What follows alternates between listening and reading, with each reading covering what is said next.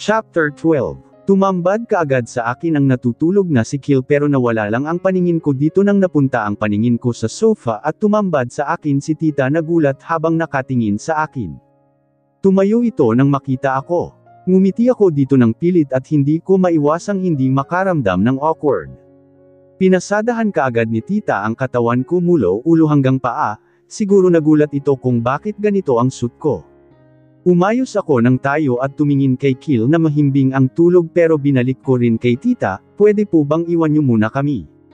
Nakangiting sabi ko. Nagulat si tita. Napatingin ito sa anak bago niya binalik sa akin ang tingin nito. Tumango ito at ngumiti bago lumapit sa akin. Tinapik ni tita ang balikat ko bago ito lumabas. Bamantong hininga ko nang napag-isa kami ni Kill. Lumapit ako sa sofa upang ailapag doon ang dala kong bag saka ako lumapit sa Kill na natutulog. Bumilis kaagad ang tibok ng puso ko nang napatingin ako sa gwapong mukha nito. Parang isang anghel kung tulog pero kapag gising parang isang demonyo. Lumapit ako dito dahilan para tuluyan ko nang makita ang mukha nito. Pinagmasdan ko ang magandang mukha nito. Tinitigan ko itong mabuti dahil gusto kong isaulo ang bawat parte ng mukha nito. Ang mahabang pilak mata nito, ang mapang-akit nitong mga mata, ang matangos na ilong, ang perpektong mga panga at ang mapupulang mga labi nito. Sinaulo ko ang lahat ng sa isipan ko. Hinding-hindi ko siya makakalimutan. Nangingilid ang luha ko habang nakatingin sa mukha nito. Sumisikip ang dibdib ko habang nakatingin dito. Hindi ko maiwasang hindi masaktan habang nakatitig sa mukha nito. He's the man I love the most. Ang lalaking unang-unang minahal ko ng lubus-lubusan. Ang lalaking minahal ko sa tagal na panahon. Ang lalaking mahal ko na kailanman ay hindi naging akin. Hinding-hindi naging akin si Kill. Oo, kinasal kami pero kahit kailan hindi ko naramdaman na akin siya. Para akong sinampal sa katotohanan. Simula pa lang hindi naman akin si Kill dahil simula pa lang hindi ako mahal ni Kill. Ako yung nag-iisang nagmamahal sa aming dalawa. Ngumiti ako nang malungkot nang tumulo ang isang butil kong luha. Dahan-dahan kong inabot ang malaki nitong kamay habang hinahaplos at ang isang kamay ko naman ay hinahaplos ang buhok ni Kill. Sa 5 taon naming kasal, ngayon ko pa nahawakan ang buhok nito ang kamay nito ng pangmatagalan. Tinatitigan ko ulit ang mukha nito bago ko pinunasan ang luha ko. Pagaling ka Kill, get well soon, nang hihina kong sabi habang hinahaplos ang pisngi nito. I smiled weakly. I just want you to know na sa kabila ng ginawa mong pananakit sa akin, sa lahat ng ginawa mo sa akin, I forgive you and thank you for saving me. Mahina kong sabi kahit na hindi naman niya naririnig dahil patay ito sa tulog. Dahan-dahan akong yumuko upang halikan ang noo nito kasabay nun ang pagtulo ng luha at nahulog na lamang ito sa mukha ni Kill. Sa 5 taon naming kasal ay ngayon ko lang ito nahalan. I am still in love with you. I still love you. Bulong ko. Gusto kong sabihin dahil alam kong hind niya ito naririnig. Before I leave and go, I just want to say I love you. And goodbye, be happy Ezekiel dahil pinapalaya na kita. Tumulo ang luha ko habang palapit ako sa pintuan. Hinawakan ko ang doorknob ng pinto at sa panghuling beses tiningnan ko si Kill. Pinunasan ko ang luha ko bago ako lumabas. Tumambad kaagad sa akin si tita. Tumayo ito galing sa pagkaupo nung makita ako. Are you going to leave him? Are you going to leave my son? Sunod-sunod na tanong ni tita na ikinagulat ko ng bahagya. Namumutla ang mukha nito habang nakatingin sa akin. Tinikom ko ang bibig ko dahil wala akong balak magsalita. How about my grandson? Paano si Austin? Dagdag na tanong ulit ni tita. Sinarado ko na ang pintuan ng kwarto ni Kill bago ko hinarap ng tuluyan si tita. Hindi ko na gustong masaktan ang anak ko tita. I hope you understand that. Alam naman natin sa umpisa diba na hindi tanggap ni Kill ang anak ko. Nakangiting malungkot na sabi. I don't want my son hurt again. Hindi ko na ito gustong masaktan ulit. Umiling si tita. No, hindi yan totoo. Ngumiti ako dito sa namumutla na si tita. Hinawakan ko ang kamay nito dahil alam ko pati si tita nagdadalawang isip pero natanggapin ang anak ko. Ayoko nang ipilit ang sarili namin, let's accept it tita, tagal ko nang alam at ramdam. Sabi ko. Ngumiti ako dito ng isang beses bago ko ito niyakap pero humiwalay din kaagad ako. Binitawan ko ang kamay ni tita bago ako tumalikod paalis. Magaan sa pakiramdam habang unti-unting mong napapatawad ang mga taong gumahasa sa'yo. Nakakawala ng bigat ng dibdib nang tuluyan ko silang pinatawad. Pumasok ako sa elevator at pinindot kaagad ang ground floor. Tumangala ako upang pigilan ang luhang gustong umagos. Kinagat ko ang pang-ibabang labi ko bago ako lumabas nang tumunog ang elevator hudyat na nakababa na ako. Dumiretso ako palabas hospital papunta sa kotse namin na naghihintay na sa akin. Pumasok ako at nakita ko kaagad ang anak kong nakahalukip-kip at naka-cross arm habang nakanguso ang labi. How is he? Tanong nito. Senaryo ko ang pintuan bago ko inutusan ang driver na umalis na. He's alright, he's stable now pero hindi parent gising. Tumango ang anak ko bilang sagot at hindi na nagsalita. Tumabi ako sa anak ko. Tumingin ako sa relo ko at meron na lang kaming 25 minutes bago kami makaalis sa bansa. Alam na din ni na mommy at daddy ang pag-alis ko sa Pilipinas. Nung una pinigilan nila ako pero hindi ako nagpatinag. Maayos ang buhay ko sa Paris at gusto ko doon. Lumabas kaagad kami ng kotse nang narating namin ang airport. Kinuha ko ang 2 luggage namin. Hinawakan ko ang kamay ng anak ko bago kami naglakad papasok sa airport. Mamimiss ko ang Pilipinas. Mamimiss ko ang maganda at sariwang hangin sa Pilipinas. Mamimiss ko ang masarap na pakiramdam dito sa Pilipinas. I smiled sadly. Pinakita ko kaagad ang plane ticket ko saka passport bago kami pumasok. Nilapag ko ulit ang luggage namin sa isang x-ray. Ngumiti ako sa anak ko bago ko kinuha ang luggage namin pagkatapos iniscan. Lumakad ulit kami ni Austin. Sumabay kami sa maraming tao. Lumakad papunta sa waiting area pero bago pa kami makalapit doon nang biglang. Napahinto kami ng anak ko nang marinig ko ang pangalan kong sinigaw ng isang pamilyar na boses. Bumilis ang tibok ng puso ko nang marinig ko An. Imposibleng marinig ko ang boses na An. Nagkatinginan kami ng anak ko bago kami bumaling sa akin likuran namin. Nanlaki ang mata ko. Kill Dad. Sabay na banggit namin ang anak ko nang mula dito kung saan kami nakatayo ng anak ko ay kitang-kita namin si Kill na paika-ikang lumakad habang nakahawak sa tagiliran nito. Naka-hospital gown pa ito at nakapaalang habang palapit sa amin. Nanlaki ang mata ko at halos lumuwa ang mata ko habang nakatingin kay Kill na ang bilis ng lakad palapit sa amin. Oh my God, he's crazy. Pinagtinginan siya ng mga tao. Nasa likod niya si tita habang umiiyak. Halos mapatigil ang mga tao kakatingin sa kanya. Imagine nakapaa ito at hindi man lang nagsuot ng tsinelas tapos naka-hospital gown pa. Tulog pa ito nang umalis ako. Kaagad kong nabitawan ang kamay ng anak ko at ang luggage na hawak ko kanina bago ko sinalubong si Kill na napahinto at napapikit dahil sa sakit ng likod niya. Bakit niya ba kasi ginawa ito? Tulog pa ito nang umalis ako. Ang himbing-himbing ng tulog nito kanina. Kill, ano bang pumasok sa isip mo at bakit ka sumunod dito? Hinawakan ko ang balikat nito pero nagulat ako nang bigla niya akong niyakap. Nagulat ako at napanganga dahil sa gulat. Ang higpit ng yakap nito sa akin na parang natatakot na bitawan ako. Naabutan ko malutong na mura dito sa tenga ko. Nagpumiglas ako at humiwalay sa yakap nito. Nung una hindi ko matanggal dahil ang higpit pero nagpumiglas ako. Are you gonna leave me again? Really woman? After or confessing to me that or still in love with me? Nagulat ako at nanlaki ang mata kong umisi si Kill. Let's go. Hinawakan ni Kill ang kamay ko bago kami naglakad palapit kung saan nakatayo ang anak ko. Naging blanko ang utak ko.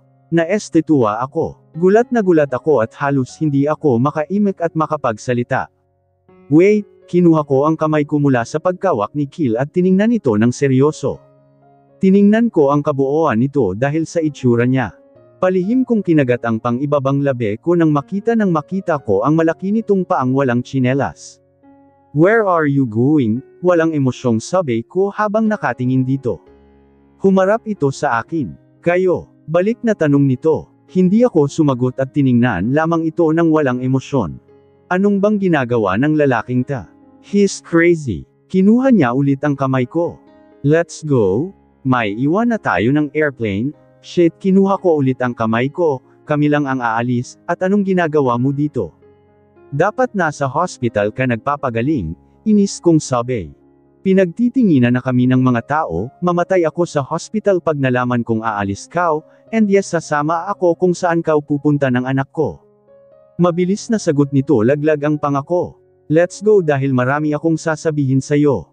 Gulat ako. Naging blanko ang utak ko at halos wala akong masabi. Halos wala akong imek. Naghuhuminrado ang puso ko. Nakatingin lang ako dito habang hila-hila akong naglalakad palapit sa anak kong naghihintay sa amin.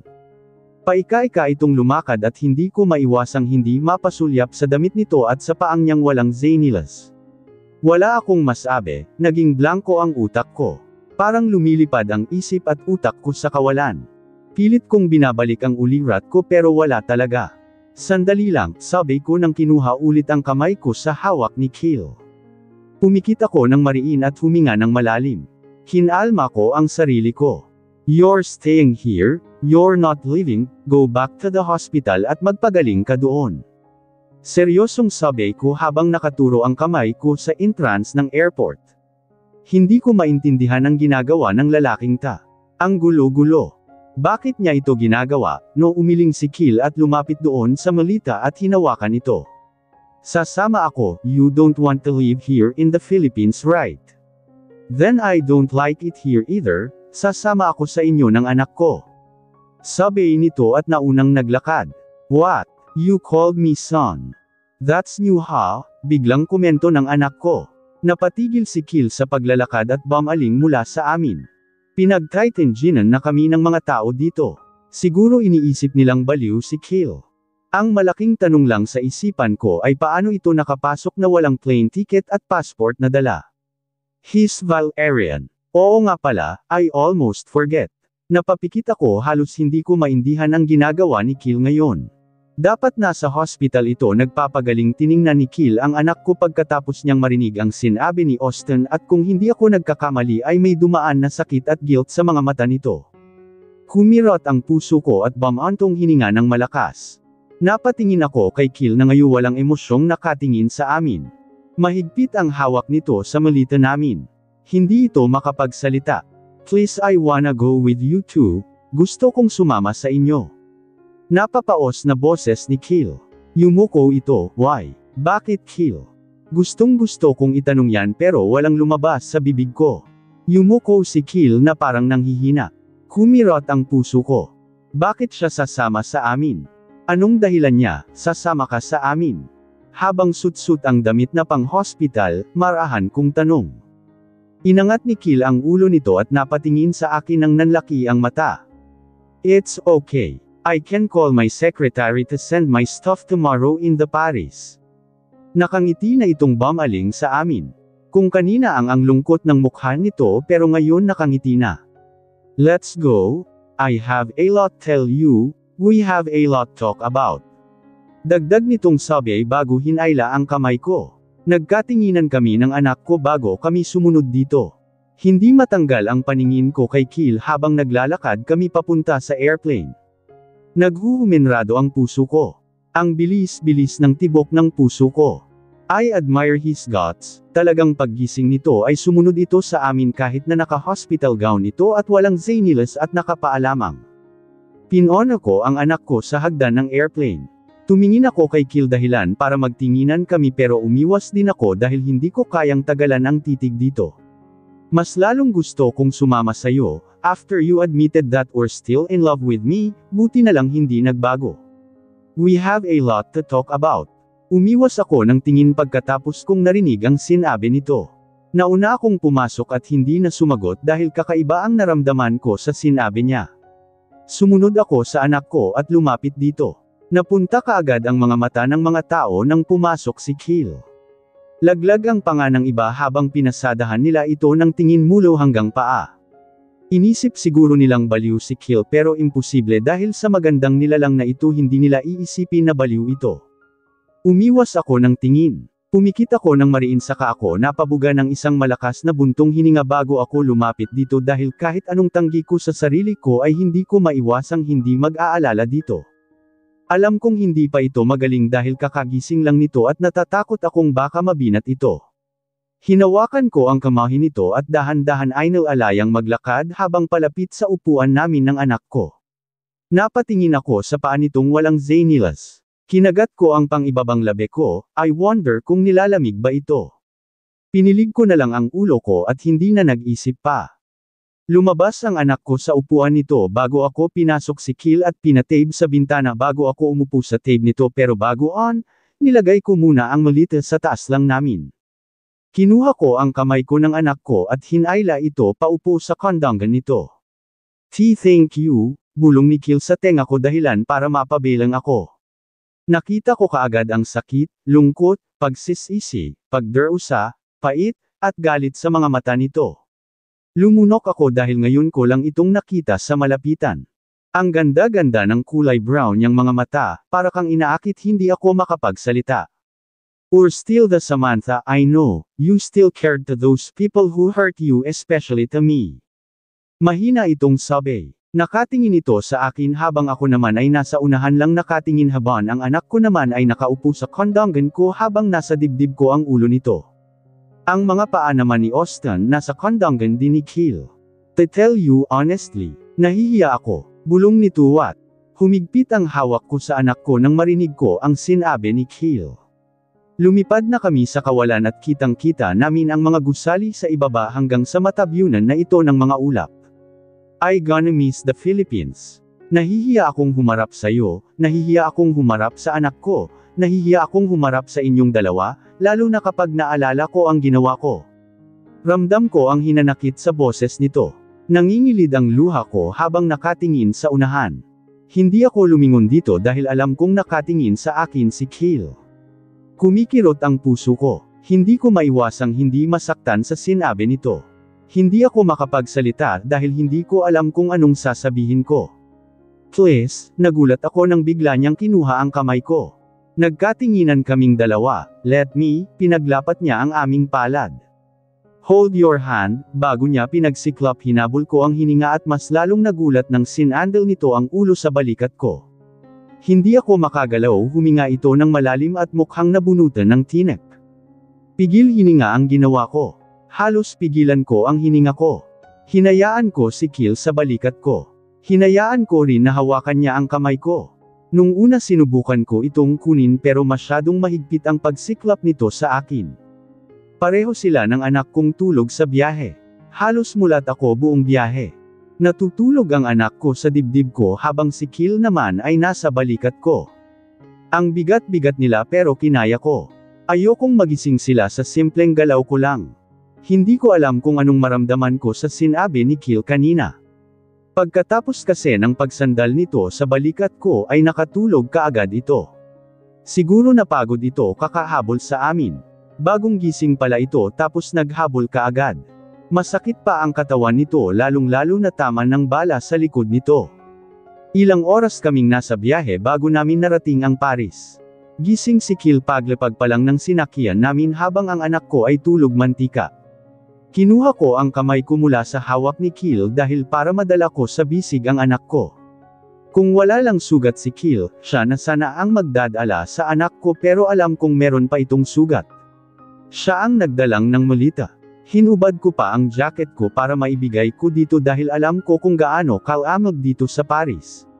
Lumakad kami palabas sa naiyan ng Paris, nasa tape ko lang si Kill habang nakahawak sa bewang ko. Nasa bisig ko ang anak ko. Tahimik lang kami ni Kill habang naglalakad.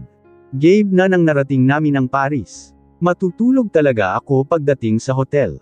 Sinalubong kaagad kami ng isang tauhan ni Kill. Nagising ito kanina sa gitna ng biyahe namin at naghiram ito ng phone sa akin para magtawag. Inabot kaagad ng tauhan ni Kill ang zainilas sa kamakapal na jacket. Hinubad ni Kill ang jacket ko pagkatapos niyang sinot ang jacket niya. Lumapit sa akin si Kill at nilagay sa balikat ko ang jacket ko. Hinawakan ni Kill ang bewang ko bago kami ay nalalayan papasok sa kotse nito. Madami itong tinawagan kanina at hindi ko lang alam kung sino. Tahimik lang kaming lahat. Nasa labas lang ang paningin ko kahit naramdam kong panay ang sulyap sa akin ni Kill. Ilang sandali narating din namin ang hotel kung saan kami tumutuloy. Pinagbuksan kami ni Kill ng pinto. Sinubukan itong kunin si Kill sa akin pero iniwas ko dahil hindi niya pa kaya lalo na't sariwa pa ang sugat nito. Walang nagawa si Kill. Meron lang itong binulong na hindi ko na narinig. Ang bigat-bigat ni Austin pero kinaya ko. Pumasok kaagad ako ng hotel at binati kaagad ako ng guard. Ngumiti ako dito bago nilagpasan, lumipad ang isip ko kay Kill kung saan ito tutuloy. Pinilig ko ang ulo ko dahil ang sabi ko, he's a Valerian for nothing.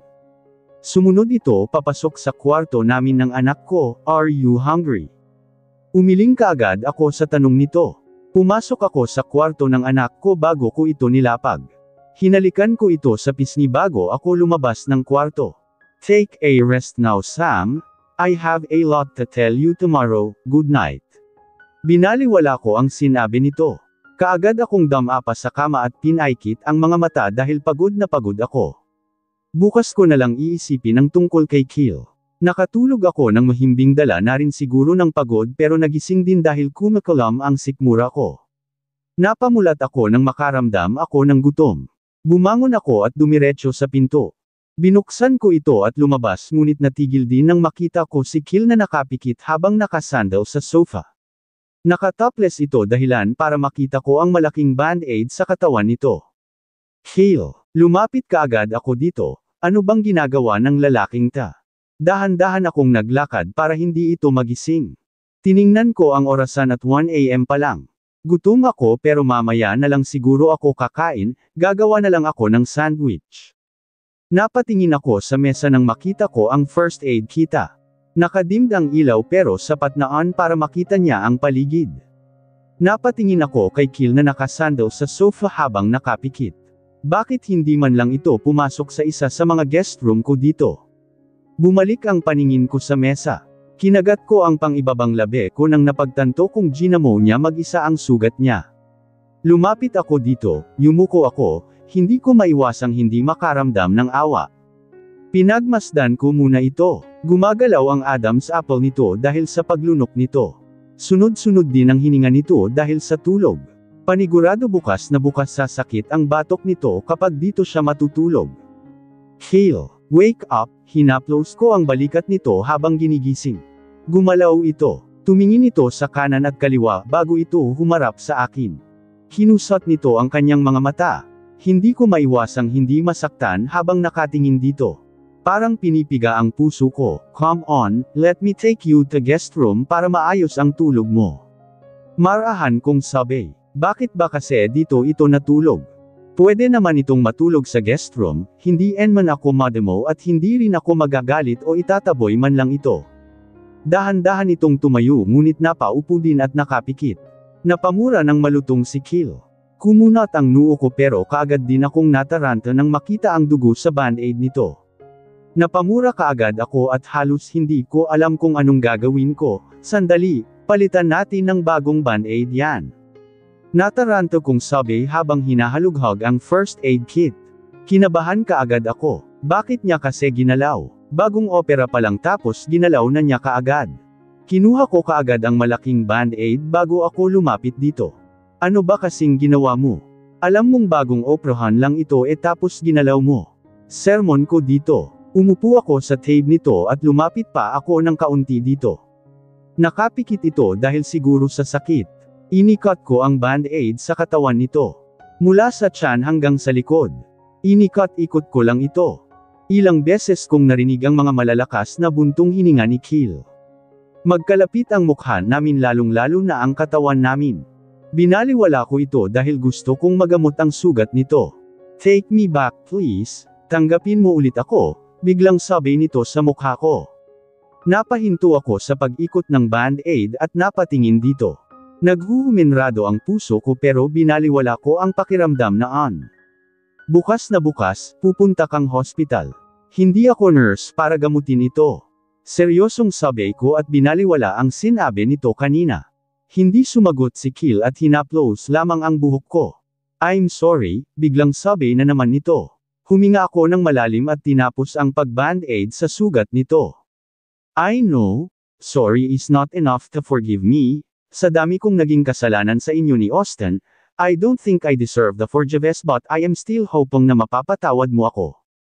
I regret everything I did. I am very regretful, sabi nito dahilan para matigil ako. Kinuha niya ang kamay ko at hinaplos ito. Nagkatingi parating ang abahit na ka-dim light ay hindi sapat on para hindi ko makita ang mga nikil na punong-puno ng pagsisisi. Namumungay ang mata nito habang nakatingin. I regret everything baby, I regret everything, everything I did to you especially to Austin. Ano ba kasing ginawa mo? Alam mong bagong oprahan lang ito tapos ginalaw mo. Sermon ko dito. Umupo ako sa tape nito at lumapit pa ako ng kaunti dito. Nakapikit ito dahil siguro sa sakit. Inikat ko ang band-aid sa katawan nito, mula sa tiyan hanggang sa likod. Inikat-ikot ko lang ito. Ilang beses kong narinig ang mga malalakas na buntong hininga ni Kill. Magkalapit ang mukha namin lalong-lalo na ang katawan namin. Binaliwala ko ito dahil gusto kong magamot ang sugat nito. Take me back please, tanggapin mo ulit ako. Biglang sabi nito sa mukha ko. Napahinto ako sa pag-ikot ng band-aid at napatingin dito. Naghuhuminrado ang puso ko pero binaliwala ko ang pakiramdam na bukas na bukas, pupunta kang hospital. Hindi ako nurse para gamutin ito. Seryosong sabi ko at binaliwala ang sinabi nito kanina. Hindi sumagot si Kill at hinaplos lamang ang buhok ko. I'm sorry, biglang sabi na naman nito. Herninga ako ng malalim at tinapos ang pag-band-aid sa sugat nito. I know, sorry is not enough to forgive me. Sa dami kong naging kasalanan sa inyo ni Austin, I don't think I deserve the forgiveness but I am still hoping na mapapatawad mo ako. I regret everything I did. I am very regretful, sabi nito dahilan para matigil ako. Kinuha niya ang kamay ko at hinaplos ito. Naka-dim light ay hindi sapat on para hindi ko makita ang mga nikil na punong-puno ng pagsisisi. Namumungay ang mata nito habang nakatingin. I regret everything baby, I regret everything, everything I did to you especially to Austin. Hindi nagsalita si Sam pagkatapos kong humingi ng tawad. Bumuga ako ng isang malakas na buntong hininga nang maramdaman kong kumirot ang puso ko. I am strong pero bakit pagdating kay Sam nasasaktan ako? Hindi naman ako ganito dati. Hindi ako nasasaktan pag si Sam dahil alam ko mahal ako ni Sam at hindi ako sasaktan nito pero ngayong sumuko na ito ay parang ang hirap tanggapin. Ang lapit-lapit namin pero pakiramdam ko ang lawlaw namin sa isa't isa. Ginagamot nito ang sugat ko ngayon. Masakit ito pero hindi ko na binigyan ng pansin. Daplis lang ito. Huminga ako ng malalim. Ang lapit ng mukha namin at ang katawan namin. I wanna kiss her right now pero natatakot akong baka masampal ako. Baby, bulong ko sa tenga nito. Napatigil ito sa paggamot. Bumantong hininga ng malakas si Sam bago pinagpatuloy ang pag-ikot ng band-aid. Umayos ako ng upo, para itong nakayakap sa akin habang hinihikot ang band-aid. Napamura ako ng malutong dahil kakaiba ang naramdaman ko. Magpapa-check up ka bukas, seryosong sabi nito. Kinagat ko ang labi ko. She's hot, let's talk please. Ito lang ang pagkakataon na masusolo kita. Kinuha ko ang kamay nito bago pinaupo ulit sa tape ko nang sinubukan itong tumayo. Ngumisi ako, kung pwede lang paupuin sa lap ko ginawa ko na. I'm sorry please take me back, pagmamakaawa ko dito. Oo nagmamakaawa talaga ako para bumalik lang sila sa akin ni Austin, kahit ano gagawin ko. I do everything just to win her back. Napalingon sa akin si Sam. Wala itong emosyon. Pinipiga ang puso ko habang nakatingin sa mata nitong walang kabuhay-buhay. Kinagat ko ang labi ko. Hindi ko matanggal ang mata ko sa maganda nitong mukha. Baby please, inulit ko ang pagmamakaawa ko. Bumantong hininga si Sam. You know what? Magpahinga ka na, sabi nito na ikinagulat ko. Tumayo ito pero pinigilan ko. Hinayla ko ulit paupo sa sofa. Nagpumiglas ito pero hindi ko hinayaan, bumalik ka muna sa akin. Hamon ko, nababaliw na ata ako. Bumaling sa akin si Sam na hindi makapaniwala, o sige dito ka na lang, huwag ka na magpahinga. Inis na sabi nito. Ngumiti ako bago ko nilapit ang mukha ko sa tenga nito. Niyakap ko ang bewang nito. Kahit masakit ang likod ko ay hindi ko na pinansin. Masyadong masarap ang pwesto namin ngayon si Sam, please, take me back. Bulong ko sa tenga nito. Nanigas ito, give it up kill, it's hard to forget everything. Kung pwede lang antugan ang ulo ko sa pader para makalimutan ko lang. Hinawakan ko ang kamay bago ko pinagsiklap, I know but please give me second chance and this time I won't hurt you, give me a chance to show and prove you how I love you, pagsususmamo ko. Napatingin ito sa akin na gulat, why you love me? Gulat na tanong nito na parang hindi makapaniwala. Yes I love you, yes I love Samantha. Nilapit ko mukha ko sa leeg nito nang naisip kong first time namin itong lahat, yuha. Tumango ako bago ko pinatakan ang leeg nito ng halik. Ngumisi ako. I have a effect on her ha. I still have effect on her, how about me? I don't love you anymore. Nauutol na sabi nito. Sinilip ko ito at naabutan kong kinagat nito ang pang-ibabang labelayar. Really? Wag ka nang magkunwari, tulog lang ako pero ang tenga ko buhay na buhay, kaya nga ako nagising after you admitted that you're still in love with me. Napatingin ito sa akin na namumutla at gulat na gulat. Humalaklak ako ng mahina bago ko nilapit ang katawan ko dito. Napangiwi ako nang maramdaman ko ang sakit sa likod ko pero hindi ko pinansin. Napangiti na lang ako nang maalala ko ang sinabi nito sa hospital. Langit on para sa akin. Sa kabila ng sakit na pinaramdam ko dito, she still love me. Woman, I am falling hard. Hindi nagsalita si Sam sa sinabi ko. Parang nawalan ito ng salita. Umiling ito at nanlaki ang matang nakatingin sa akin.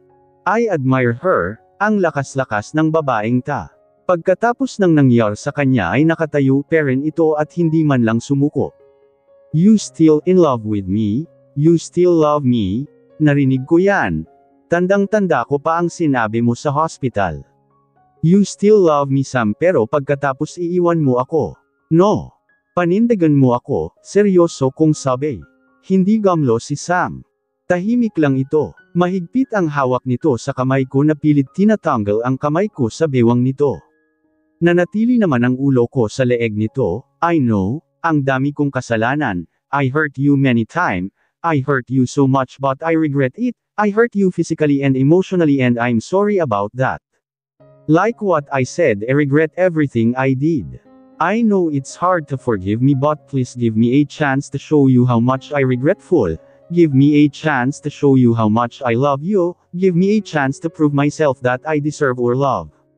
Please give me a second chance and this time I won't hurt you. Pagsusumamo ko. Kung bibigyan niya ako ng pangalawang pagkakataon. I swear hindi ko sasayangin. Hinding-hindi ko sasayangin. I hurt you in the past so I will always be at your mercy. Patawarin mo ako sa panluluko ko sa pananakit. I am so sorry. Tuwing naalala ko ang ginawa ko, parang gusto kong saktan ang sarili ko. Tuwing naalala ko ang mga pinagdaanan mo sa akin parang gusto kong parusahan ang sarili ko.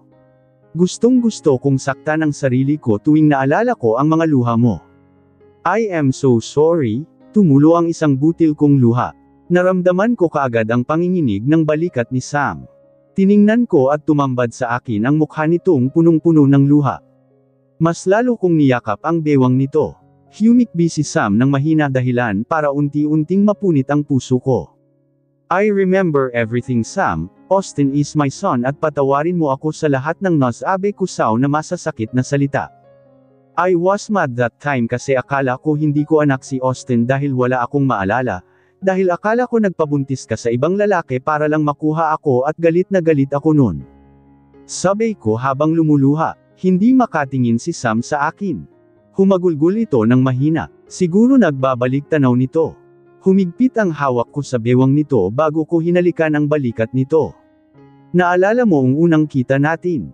Una palang gusto na kita. I am attracted to you but that time I have Sophia. Nahuli kitang merong kausap na lalaki at nenes ako dahil doon na hindi ko alam. Napapaos ang boses na sabi ko. Naalala ko pa kung paano ito ngumiti sa ibang lalaki tapos kapag ako ang kausap, naging seryoso ito, naglasing ako dahil naglasing ako dahil sa inis ko Inis na inis ako I tried to avoid you pagkatapos ng paglalasing ko tapos sernulpot ka na lang bigla at sinabing buntis ka at ako ang ama. Seryosong sabi ko. Humagulgol si Sam, galit ako Sao dahil ang akala ko nagpabuntis ka sa ibang lalaki. I admit na medyo nasaktan ako sa breakup namin ni Sofia pero nawala lang ng ilang araw. Hindi ako galit Sao dahil lang iniwan ako ni Sofia, galit ako dahil akala ko nagpabuntis ka sa iba. Nanghihinang sabi. Kung noon pilit kong sinasabi ko sa sarili ko na galit ako dahil iniwan ako ni Sofia pero hindi. Mas lalo itong humagulgol. Mas lalo kong nilapit ang katawan ko sa kanya. Hindi na ito nagpumiglas na parang nanghihina na.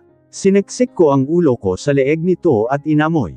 She smells so good. Pinilig ko na lang ang ulo at hinalikan ng marahan ang balikat nitong nanginginig dahil sa pag-iyak. Oo, sinabi kong hindi ko anak si Austin kasi akala ko totoong hindi ko anak. Kasi wala akong maalalang merong nangyari sa atin dahil sa kalasingan. Wala akong maalala. Hindi ko inako si Austin pero sa puso ko na sana anak ko si Austin. Nanghihina ang boses ko. Humagulgol si Sam. Halos habulin nito ang hininga. Pumikit ako ng mariin at dinamdam ang mainit nitong katawan. Sinaktan kita dahil galit ako sa pag-aakalang nagpabuntis ka sa iba. Kaya si Sofia ang gusto kong pakasalan kasi alam ko hindi ako sasaktan ni Sofia dahil ako lamang ang lalaki nito pero ikaw ang daming nag-link sa ng kung sino-sino tapos dinagdagan pa nung picture na nakita ko na meron kang katabi sa isang kama, mas lalo kong napatunayan. Mas gusto kong pakasalan si Sofia kaysa Sao kasi alam kong sasaktan mo ako. Ang dami-dami mong lalaki kay mas lalo akong nagalit Sao. Sabi ko habang nakapikit. Hindi ito nagsalita tanging hikbi lang ang pinakawan nito. Galit ako kasi akala ko hindi ako ang ama ni Austin, sinaktan kita kasi akala ko nagpabuntis ka sa iba kaya naisip para mag-quits Tao, sinaktan din kita, niluko kita. Meron akong lakas na saktan ka noon dahil alam ko hindi mo ako may iwan na gawa mong ang magpabuntis sa iba para makuha ako yun pa kayang iwan ako. Humahakak ako ng kaunti at mas lalong hinigpitan ang yakap ko dito, pero nung unti-unti kong nalaman ang totoo para akong sesabog. Nagsisi ako sa lahat ng ginawa ko lalo na't naalala ko na ang lahat. Sising-sisi ako lalong-lalo na sa anak ko. Austin is my son at patawarin mo ako kung hindi ako naniniwala sa'yo. I said painfully pinipiga ang puso ko habang naririnig ko ang mumunting hikbi nito. Sinaktan ko ito dahil akala ko nakipag ito sa iba. Hindi ko ito kailanman hinawakan dahil nandidiri ako dito tuwing naalala kong meron itong Catholic na iba. Nagdala ako ng babae sa bahay para ipakita sa kanya na hindi lang siya ang maraming lalaki. Nakaya ko ring babae, I was mad and I was hurt at the same time. I am in love with you, I am into you, please give me chance to love you, and this time I won't hurt you, please baby give me a chance I begging you. Marahan kong sabi. Hinawakan ko ang baba ni Samantha at iginiya ito paarap sa akin. I kissed her sa gitna ng hikbi nito. Napapikit ako. Papakasalan ko ulit ang babaeng ito. I swear. Tinihil ko ang halik. Pinagpahinga ko ang ulo sa balikat nito. Namalagi ang katahimikan sa aming dalawa. Tumigil ako sa pagsalita. Huminga muna ako ng malalim. Yumuko si Sam na parang bigong-bigo. Kumirot ang puso ko. Hindi madali ang pinagdaanan ng babaeng ito pero kinaya niya. Hindi madali ang pinagdaanan niya. Nasira ang buhay nito at isa ako sa dahilan doon. Gusto kong bumawi. Gustong gusto para kahit papaano mapunan ko ang lahat. Gusto kong buuan ang puso nitong durog na durog. Gagawin ko ang lahat para mabuo ko ulit ang puso ni Sam. Isa ako sa nagdurog nito at babuuin ko ulit ito. Susubukan kong ibalik si Sam sa dati, hindi lang susukan, gagawin ko talaga. Naisip ko kung paano namin nasaktan ang babaeng ta.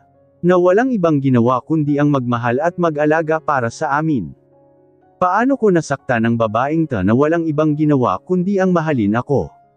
Kung pwede lang maibalik ang panahon sana minahal ko na lang ito, maging masaya nung kinasal kami at tanggapin si Austin na akala ko hindi ko anak.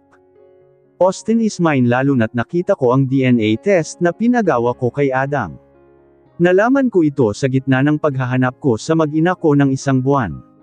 Mas lalo akong nagsisisi. I know it's hard to forgive US pero anong ginawa pinatawad niya peren ang magulang niya. She's kind, she have a pure heart, she have a soft heart kaya hindi ko lubusang maisip kung bakit ko ito sinaktan. Sising-sisi ako sa ginawa ko, mula sa kasal namin, sa pagsasama namin na 5 taon, sa panluluko ko dito, sa pananakit ko dito physical man o emotional, sa masasakit na salitang binitawan ko. I regret everything. Naramdaman kong huminga ng malalim si Sam at pinalis ang mga luha nito. Nanatili akong nakayakap dito, lisipin ko talagang malandi ito noon dahil hindi ko ito masyadong kilala. Kakauwi lang nito galing ibang bansa kaya hindi ko talaga ito kilala kaya hindi nyo ako masisisi kung nag-conclude kaagad sa pagkatao nito. Tulad ko, hindi niya rin ako lubusang kilala. Minahal ako ni Sam sa madaling panahon habang ako ay palihim siyang ginusto dahil I have Sofia that time. Wala ding cheat na nangyari dahil wala na kami ni Sofia bago kami kinasal. Pinalabas kong galit ako dahil iniwan ako ni Sofia pero ang totoo galit ako dahil akala ko nagpabuntis si Sam. Halos mandiri ako dito, halos hindi ko ito matingnan pero nagbago anong nalaman ako lang ang una niya. If someone asked me kung nandidiri ako dahil ginahasa ito, why would I kung pwede ko naman itong linisin at palitan halikan at iparamdam na mahal ko ito, speak up bago pa ako mawalan ng pakialam sa salita mo kasi, mas importante sa akin na marinig ko mula sa bibig mo.